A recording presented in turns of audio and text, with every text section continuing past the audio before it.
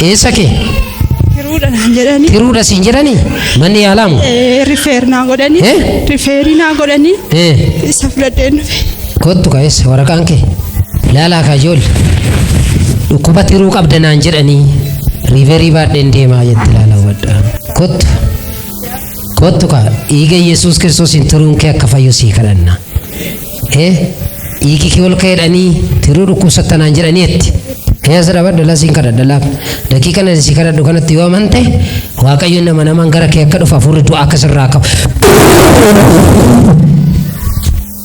Dafi dhukkubni tiruu abidda sitti abboomeram dhanna ishii keessatti abidda Kiristoos dafa sola guram asola gur dafi dhukkuba tiruu dafi ka maqaa Yesuus Kiristoosiin tiruu ishirra dafi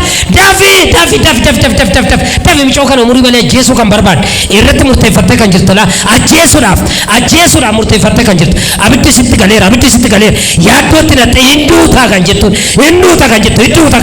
irratti kan hojjetamu dafi hafuura ilaa dhukkuba tiruutiin dhufteen ol kaase uwwede keessai dabal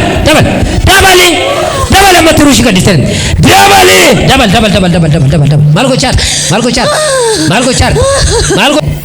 maal gochuu barbaadde jedhe tiruu ishii maal gochuu barbaadde dafi yeroon qabdu maal gochuu barbaadde tiruu ishii maal gochuu barbaadde dubbis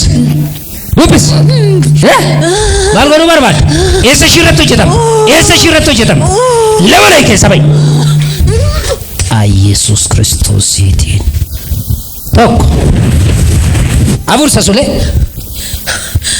tokko tiruu haaraa maqaa Yesuusiin dhiibbaa dhiigaa keessaan gogsa maqaa Yesuusiin tiruu ishirratti kan hojjetu dhukkubni kun keessaa kan dhabame haa ta'u maqaa dhiiga Yesuusiin keessaa kan dhabame haa ta'u fayyina irratti tajaajila isaati kadhadhu dhiiga Yesuusiin kai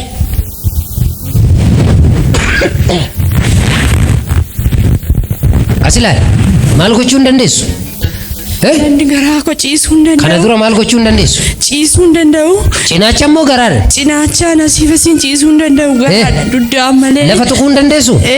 Maal si godha hoggas? Jireenya koo na dhidhiitessee jira jireenya koo miila koo guutummaa. Cinaacha tokko hin ciiftee hin beektu? Hin ciisuu danda'e asiifasiin. Yookaan ciiftu maaltu sitti dhagaa? Na dhukkuba na dhaata. Ciisan. Daabi.